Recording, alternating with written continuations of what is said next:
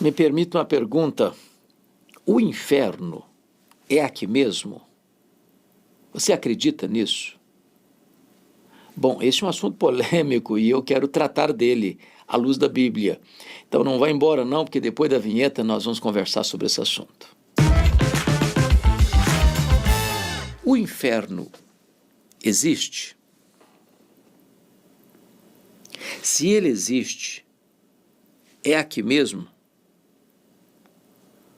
O que a Bíblia diz sobre este assunto? Bom, primeiramente tem muita gente que não acredita em inferno. As pessoas acham que inferno é uma utopia, inferno é uma ilusão, que a vida é apenas o breve percurso do berço à sepultura e morreu, acabou. Assim pensam os existencialistas, os materialistas, os ateus. Não existe amanhã, não existe eternidade, não existe juízo final, não existe condenação eterna. É só a vida breve, curta, aqui. Né? Assim pensavam os epicureus. Por isso eles diziam, comamos e bebamos, porque amanhã morreremos. Então, curta a vida, desfrute todas as taças dos prazeres, porque a vida é só aqui mesmo e não tem mais nada. O inferno, nem o céu, não existem. Assim pensam os existencialistas, os agnósticos, os ateus, os materialistas. Mas há outros que dizem assim, bom, o inferno é aqui. Esse mundo é muito louco. Tem muita violência, tem muita guerra, tem muita injustiça. Tem muita coisa louca acontecendo. E é verdade, tem muita coisa maluca acontecendo. As guerras sangrentas, o ser humano destruindo com crueldade animalesca o seu próximo. As ruas se transformando em campos de sangue. Você saindo e tendo medo de quem está perto de você, medo de ser sequestrado, medo de ser assaltado, medo de bala perdida, medo que alguém meta a mão na sua bolsa. Tem gente morrendo por causa de um celular velho, tem gente morrendo por causa de um par de tênis. O mundo está maluco mesmo, as pessoas estão se autodestruindo, entupindo as veias de drogas, com maconha, com cocaína, com crack, com heroína, anfetaminas. O mundo está pelo avesso mesmo, onde você vê a destruição dos valores, dos princípios, a apologia ao aborto, apologia às drogas, apologia à ideologia de gênero, apologia à destruição dos pilares que devam sustentar a família e a sociedade. Alguém, não, tem que ser aqui mesmo, o inferno é aqui mesmo. Onde você vê tanta gente com muito e muitos com muito pouco, gente morrendo de comer, gente morrendo de fome. Onde você vê gente morando debaixo de viadutos. Onde você vê no mundo crianças amíngua, esqueléticas, caquéticas, macérrimas, por não ter um pedaço de pão. Alguém, não, o inferno é aqui mesmo.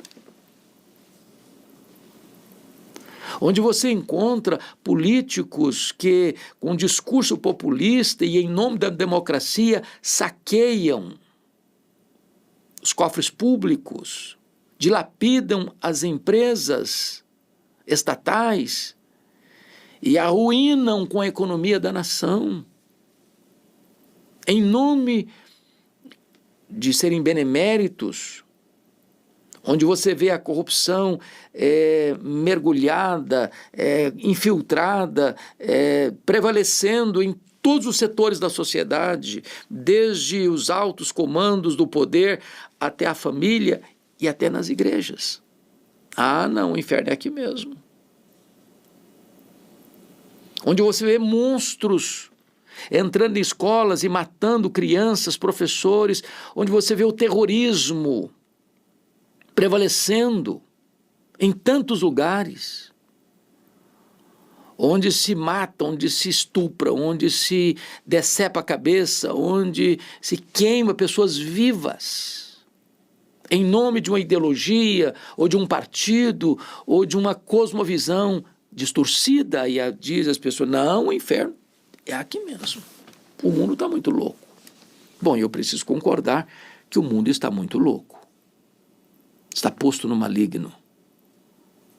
O diabo, o príncipe deste mundo, está atuando nos filhos da desobediência. O homem longe de Deus é um escravo do diabo, do mundo, da carne. A inclinação do seu coração é inimizade contra Deus. E onde põe a sua mão, as coisas se corrompem, as coisas se conspurcam. Mas me permita dizer-lhe, o inferno não é aqui mesmo. O inferno é lugar de tormentos, de ranger de dentes, de trevas exteriores, de banimento para sempre da presença de Deus. Aqui você vê o sorriso de uma criança. Aqui você tem uma água fresquinha para beber e matar a sua sede.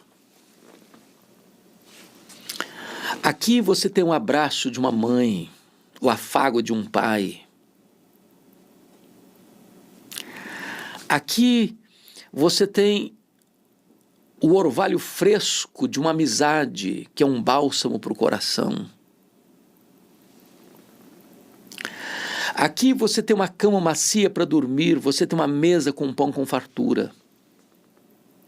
Aqui você tem a Bíblia, a palavra de Deus, que restaura a alma, que alegra o coração, que ilumina os olhos, que é mais preciosa do que ouro, que é mais doce que o mel.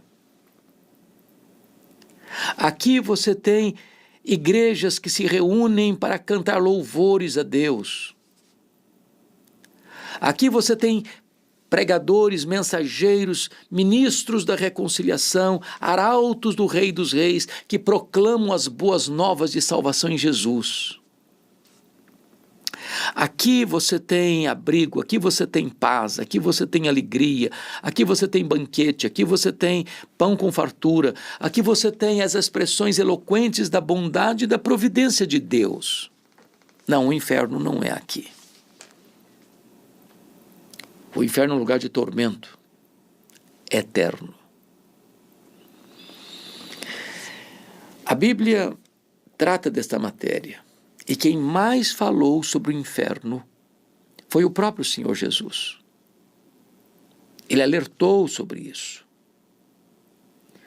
E seria muito deselegante da minha parte não tratar desse assunto com você, muito embora algumas pessoas dizem, mas isso não é assunto para se tratar, isso é uma falta de delicadeza, de sensibilidade, as pessoas não devem ser confrontadas com a verdade tão nua e crua como esta.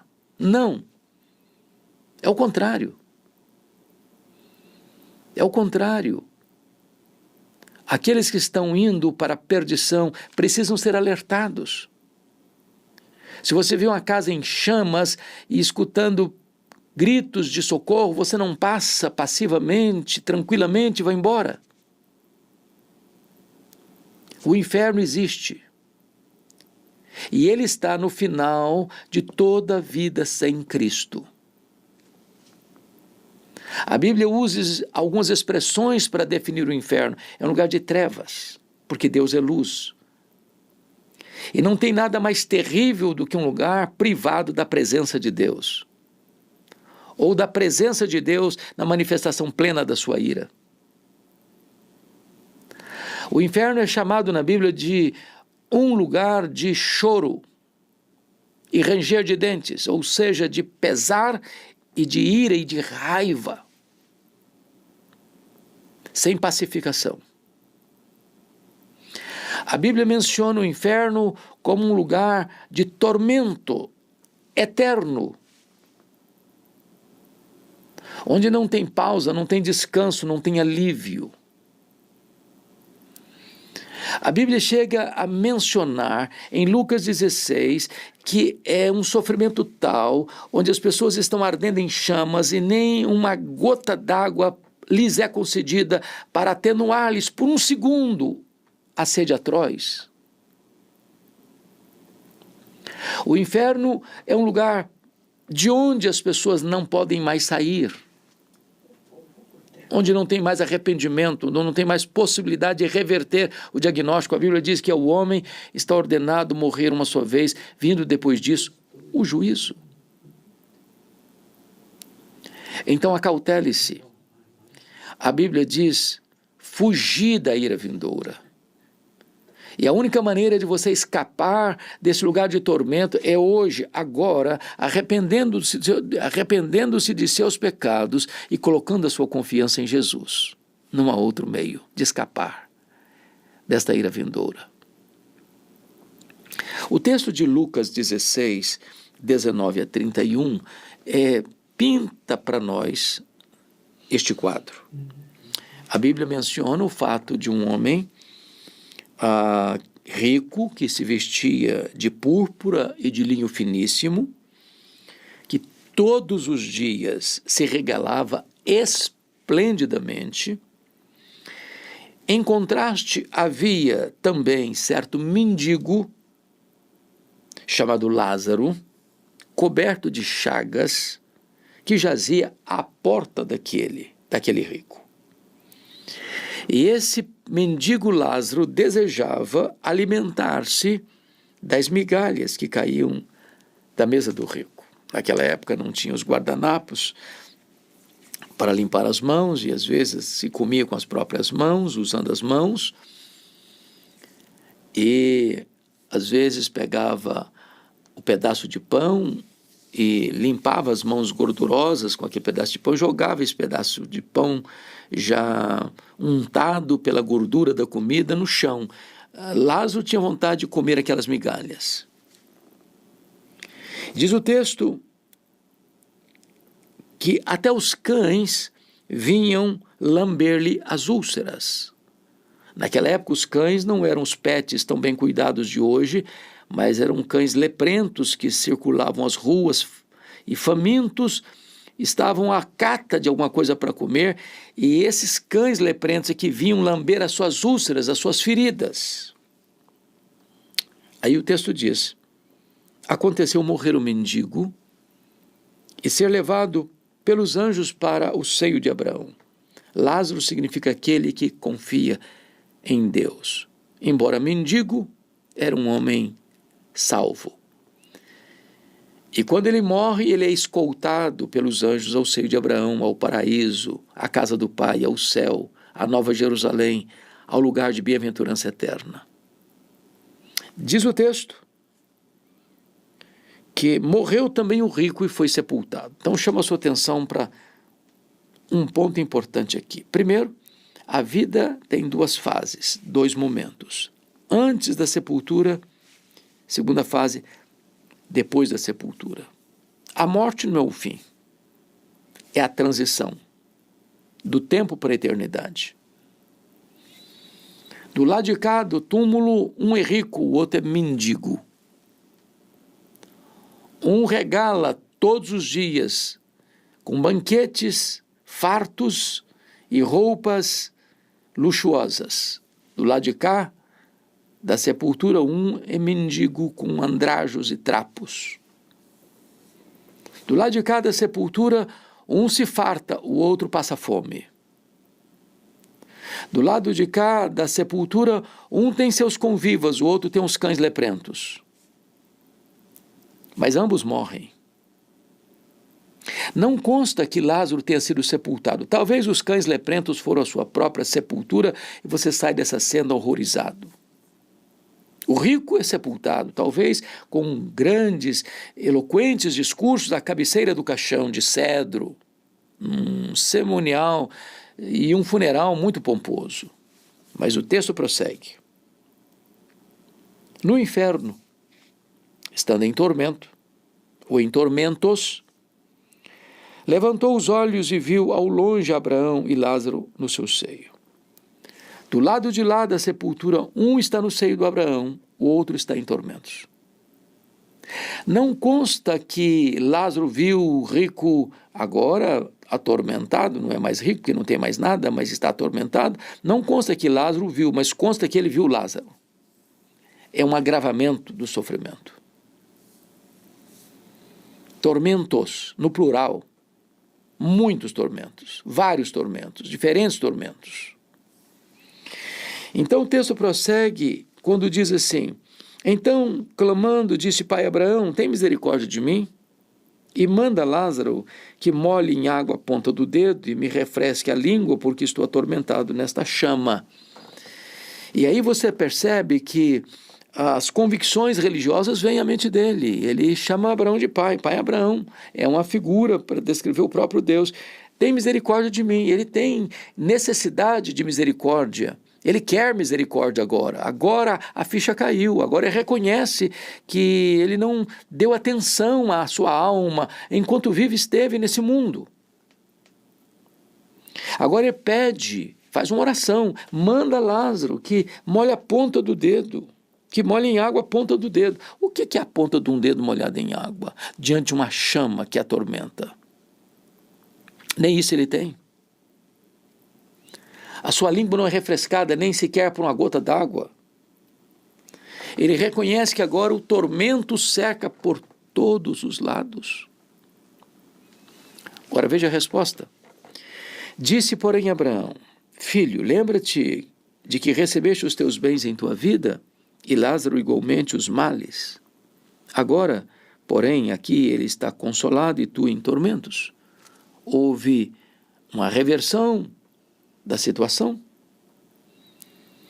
Agora preste atenção nisso. O rico não foi para o inferno porque era rico, e nem Lázaro foi para o inferno porque era mendigo.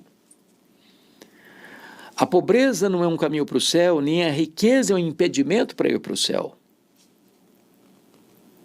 A porta do céu não é nem a pobreza nem a riqueza, a porta do céu é Jesus. O caminho para Deus não é nem a riqueza nem a pobreza, o caminho para Deus é Jesus.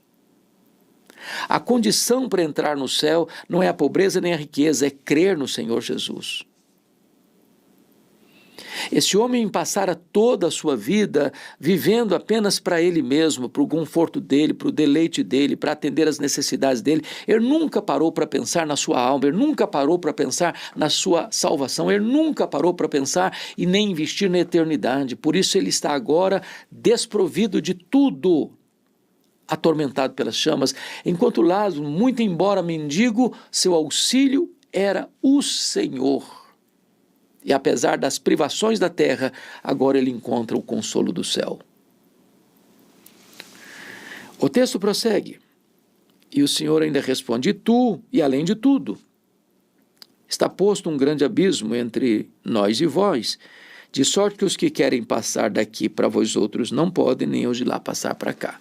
Então significa o seguinte: o inferno é um lugar de tormentos irreversível.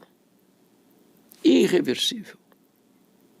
Essa sentença não se muda.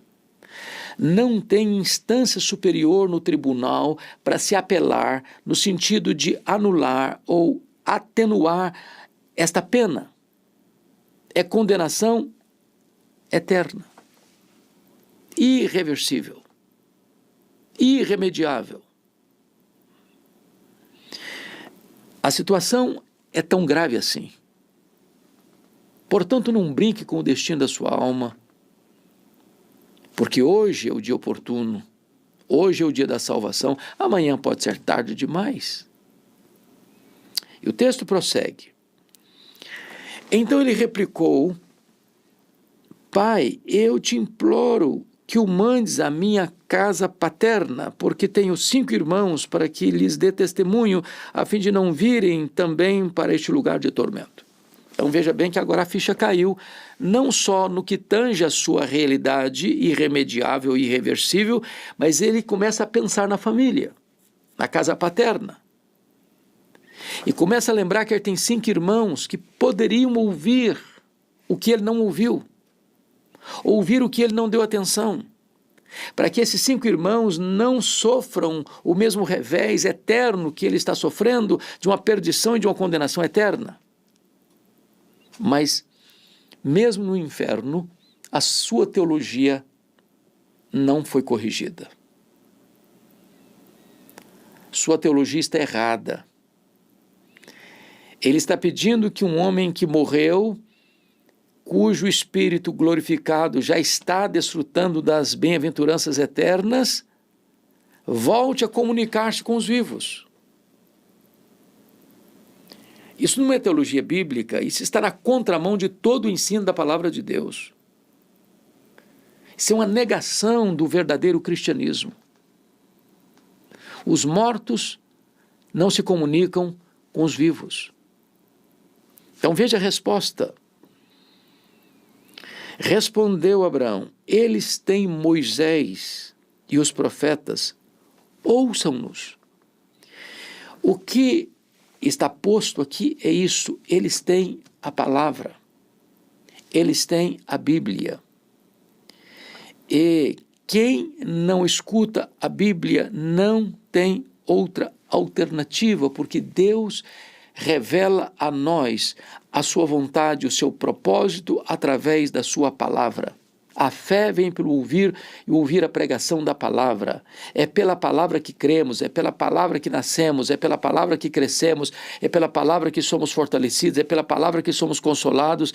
Então, não se pode conhecer a Deus a não ser que seja através da pregação da palavra. Deus se revelou na natureza, Deus se revelou na nossa consciência, mas nós precisamos da palavra, porque esta palavra que é a revelação eficaz de Deus para conhecermos a Cristo. Examinais as Escrituras, porque tendes nela a vida eterna, e são elas que testificam de mim, disse Jesus.